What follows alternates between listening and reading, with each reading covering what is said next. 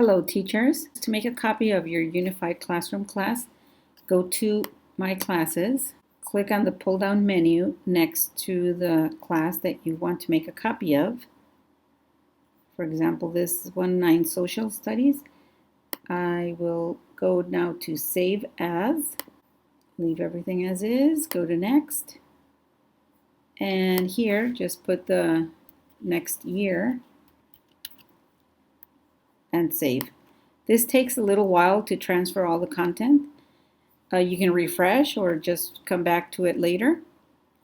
And what you'll see is now in your classes, in Inactive, is this class that you just created. This is the copy, and it's ready for next year. Next year, what we'll do is make it active once the school year begins. Now, to make inactive the current classes, you'll go to the active side, and let's say that, again, this is the class that I'm going to make inactive.